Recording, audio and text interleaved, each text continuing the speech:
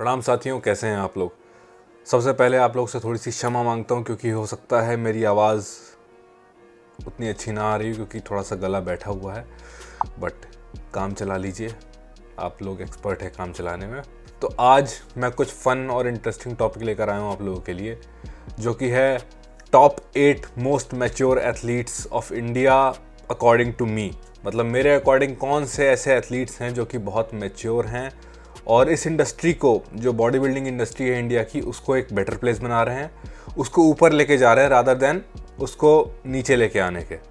Mind मी, वैसे तो बहुत सारे मैच्योर एथलीट्स होंगे इंडिया में, बट यहाँ पर मैं केवल बात उन लोगों की करने वाला हूँ जो कि फेमस हैं या फिर लोग जिन्हें जानते हैं, क्योंकि maturity is more important when you are better known. जिसे कोई नहीं जानता वो कुछ भी बोले, क्या ही फ़र्क पड़ रहा है। बट अगर आपके पास इन्फ्लुएंस करने की पावर है ना, और उसके बाद आप रिस्पॉन्सिबल नहीं हो तो बहुत फ़र्क पड़ता है। सो स्पाइडरमैन का कोट है, आप सब जानते हैं, with great power comes great responsibility. तो हम देखेंगे अलॉन्ग विद द फॉलोइंग कौन से ऐसे एथलीट्स हैं जिन्होंने अपना आपा नहीं खोया हुआ और बहुत ही रिस्पॉन्सिबल हैं अपने एक्शंस को लेकर के। एंड बाय द वे, अगर आपको इस तरह की वीडियोस पसंद आती हैं तो एक लाइक तो बनता है, दबा दो। अभी जो मैं बात करूँगा आप लोग थोड़ा ध्यान दीजिएगा, ये किसी की फिजिक को कंपेयर करने के लिए नहीं है, ना कि ये कंपेयर करने के लिए कौन कितना बड़ा है और कौन कितना ज़्यादा धनवान है।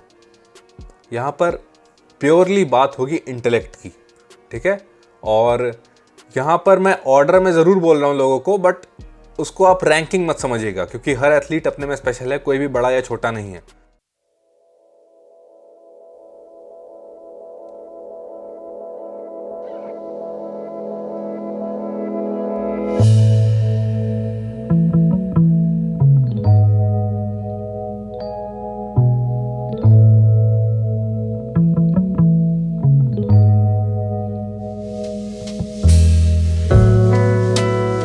अजीत जी हाँ, हमारे रीसेंट के IFBB प्रो और एक बहुत ही नया चेहरा इन प्रोफेशनल बॉडी बिल्डिंग। इनका अगर आप स्वभाव देखेंगे तो ये बहुत ही काम है और बहुत ही डाउन टू अर्थ हैं। ये कहीं ज़्यादा बात करते हुए नहीं दिखाई देंगे आपको, बहुत ही शांत रहते हैं हर जगह, ये अपने काम से मतलब रखते हैं, ये शांति से वर्कआउट करते हैं, ट्रेन करते हैं, कोई भी तरह की हवाबाजी नहीं है इनके अंदर। अगर सोशल मीडिया में भी आप इनको देखोगे तो इनका फोकस होता है सिर्फ क्वालिटी इन्फॉर्मेशन देने पर, किसी से पंगे नहीं लेते। कोई इनको एडवाइस भी करता है सोशल मीडिया पर तो उसको एक पॉजिटिव नोट पर लेते हैं। नंबर 7, गौरव तनेजा। तो Gaurav sir is not basically an athlete any more, but he use to be an athlete. इन्होंने कई सारे कॉम्पिटिशन्स जो कि स्टेट लेवल और नेशनल लेवल्स हैं उनको खेला हुआ है बहुत पहले।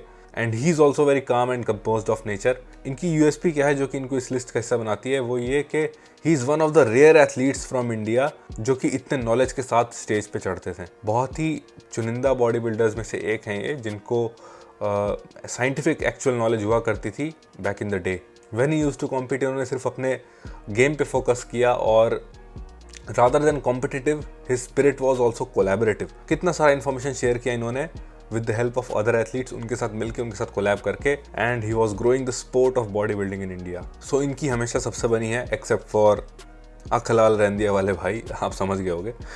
खैर, अभी गाली पड़ेगी मुझे इस वीडियो के बाद, बीच में से तोड़ दूंगा 50-55 किलो के आदमी। नंबर 6 पर हैं जगत गुरु मुकेश गहलोत जी। सो जैसा मैंने कहा, जगत गुरु यानी कि जगत मेंटोर, मतलब पूरी दुनिया के mentor.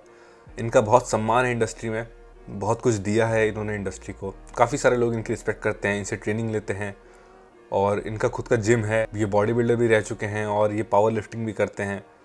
He has amazing strength. इन्होंने भी आज तक कोई ड्रामा नहीं किया, किसी से पंगा नहीं हुआ, हमेशा इनकी रिस्पेक्ट हुई और हमेशा इन्होंने रिस्पेक्ट दी है। और जब कभी इन्हें लगा कि इन्हें अपनी बात रखनी चाहिए तो इन्होंने अपनी बात आगे बढ़ के रखी है। ये बहुत अच्छी बात है और कायदे से रखी है, without any disgrace and disrespect to anybody. दोस्तों, मेंस फिजिक को लेके अभी भी हमारे कुछ जजेज में बड़ा कंफ्यूजन है।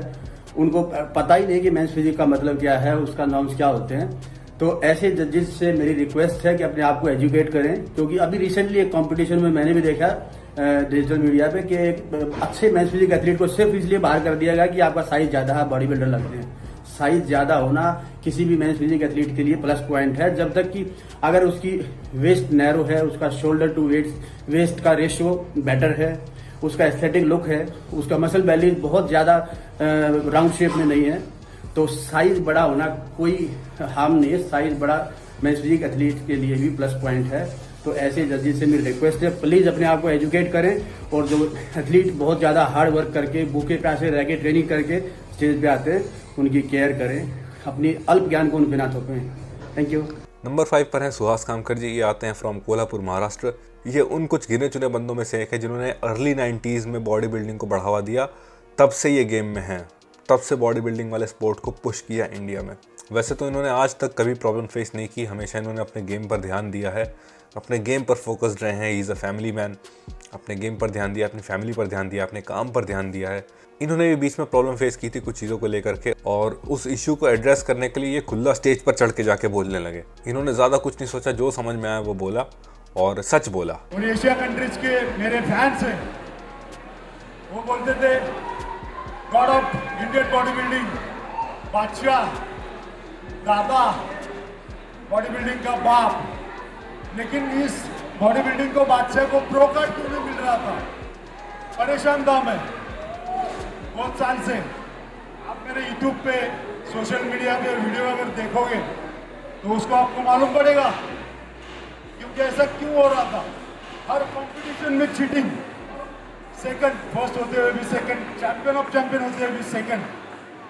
परेशान हो गया था। इस बार लास्ट ईयर में सैन मरीनो गया, चैंपियन ऑफ चैंपियन डिजर्व करने वाला बंदा सीधा कंपटीशन से बाहर। ये जो भोला होने के साथ साथ निडर वाला एटीट्यूड है, ये बहुत स्पेशल और यूनिक बनाता है इन्हें। नंबर 4 पर हैं सुनीत यादव। इन्होंने भी बहुत सारे टाइटल्स दे रखे हैं, मिस्टर इंडिया भी रह चुके हैं ये, और अभी हाल फिलहाल में ही इन्होंने अपना प्रो कार्ड भी लिया। कितना अच्छा लगता है to know that people like Sunit will be representing our country on international stage. इन्होंने भी आज तक कोई ड्रामा नहीं किया, बहुत ही कम बोलते हैं ये, अपने काम से मतलब रखते हैं, गेम पर फोकस्ड रहते हैं, किसी को पता भी नहीं चलता और ये आ करके धमाल मचा के चले जाते हैं।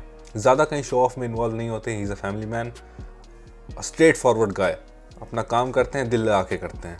नंबर 3 पर हैं भुवन चौहान। सो भुवन को मैं पर्सनली बहुत ज़्यादा एडमायर करता हूँ।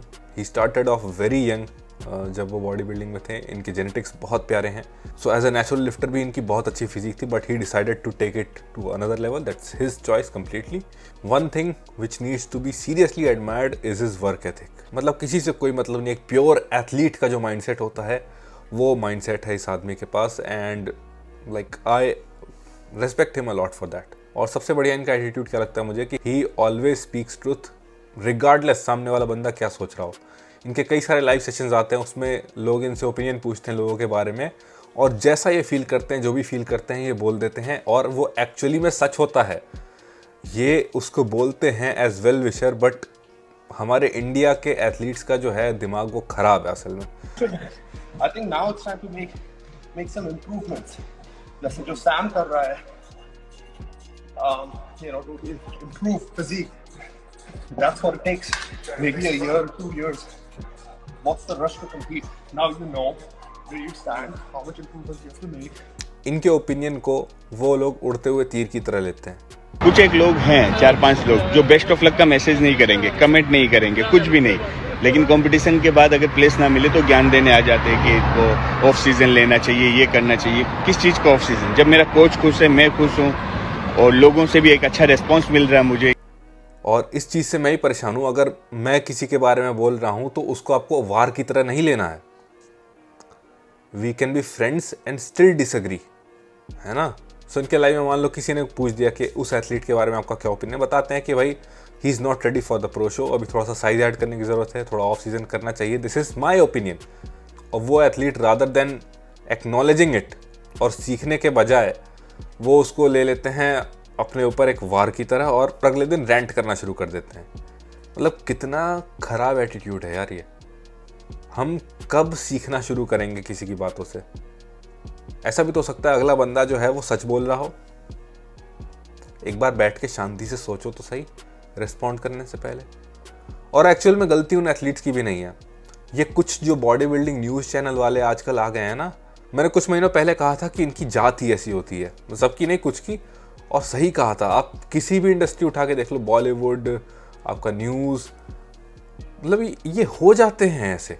आप उसने सुशांत की हत्या की, सर जवाब दीजिए। सीबीआई की इन्वेस्टिगेशन में क्या कहने थे इंद्रनील जी? जवाब दीजिए sir.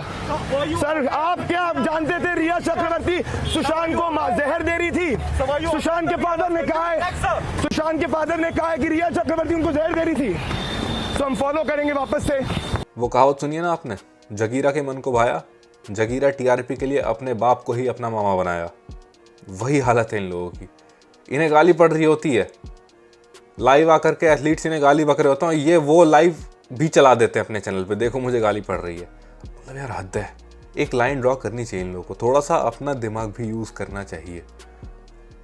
It's high time. Number 2 पर हैं सिद्धांत जायसवाल भैया। तो इनको तो आप सभी एडमायर करते हो मेरे साथ साथ। बहुत ही हम्बल नेचर है इनका, बहुत ही डाउन टू अर्थ व्यक्ति हैं ये, और सबकी हेल्प करते हैं। ये हेल्पफुल एटीट्यूड बहुत कम देखने को मिलता है हमें, स्पेशली हमारी कंट्री में। सब एक दूसरे को धक्का देने में लगे हुए हैं, वहाँ पर सिद्धांत जायसवाल भैया कोशिश करते हैं सबका हाथ पकड़ के सबको साथ लेके आगे चलने में। I hardly know any athlete from India जो कि इनका सम्मान ना करता हो। मतलब he is very genuine kind of person. और सोशल मीडिया पे मान लो किसी ने कुछ भी बोल दिया, कुछ पोक कर दिया, तो उसको बड़ा ही पॉजिटिव वे में लेते हैं और बड़ा ही मैच्योरली रिएक्ट करते हैं। ऐसा नहीं कि वीडियो बना के किसी ने कुछ बोल दिया, स्टोरी लगा दी, तो अगले दिन वीडियो बना के बैठ गए और उसको उल्टा सीधा बोल रहे हैं। नहीं, इशू को एड्रेस करते हैं बड़ी ही पॉजिटिवली और कामली। मैं बाकी एथलीट्स को कहूँगा कि ये चीज़ आप लोगों को सीखनी चाहिए इनसे, जो कि हर छोटी छोटी बात पे प्रोवोक हो जाते हैं और लड़ने लग जाते हैं। ऐसे नहीं करना होता है। वो कहते हैं ना कि प्रकृति का नियम है, संयम वही पाता है जो कि समय देता है। इन्होंने अपना समय दिया है, शायद इसीलिए इतना संयम है इनके पास। नंबर 1 पर हैं यतिंदर सिंह सर। इनको तो आप सभी जानते हैं, मिस्टर एशिया रह चुके हैं। अभी हाल ही में इनके पास मिस्टर एशिया का टाइटल आया, और एक खिलाड़ी के रूप में मैं इनकी बहुत रिस्पेक्ट करता हूँ। मैंने कुछ महीने पहले एक वीडियो बनाया था, माय फेवरेट यूट्यूबर्स। उसमें मैंने यतिंदर सिंह को नहीं डाला था। बहुत लोग मतलब डिसअपॉइंट हो गए थे कि क्यों नहीं डाला। एक्चुअली में क्योंकि मैंने इनको कभी देखा ही नहीं यूट्यूब में, बहुत रेयर देखा होगा मैंने। बट हाँ, हाल फिलहाल में मैंने देखना शुरू किया इनको, और यूट्यूबर से ज़्यादा मैं इनको एज अ पर्सन और एज एन एथलीट रिस्पेक्ट करता हूँ। जो इनके बात करने का स्टाइल है, जो इनके किसी टॉपिक को एड्रेस करने का तरीका है, जो इनका एटीट्यूड है, इतना शांत, इतना काम attitude, I appreciate it a lot. मतलब वो कहते हैं ना कि एक जो लेवल की मैच्योरिटी होती है वो रगड़ के और घिस के आती है। वो रगड़ और घिसाई वो दोनों दिखाई देते हैं यतिंदर सर में। अभी इन्होंने वीडियो बनाया था कुछ दिनों पहले, जहाँ ये मेरठ में गए थे PL शर्मा रोड पर। मैंने वहाँ पर पढ़ाई की है PL शर्मा रोड पे, तो मुझे क्लिक हुआ एकदम से। और उसमें उन्होंने अपनी जर्नी बताई from his early days of body building, और आप सब देखो उसे, मतलब बहुत इंस्पायर हो गए आप लोग। वो जिम मुझे इसलिए जानता था क्योंकि मैं अपने जीवन की सबसे पहली नौकरी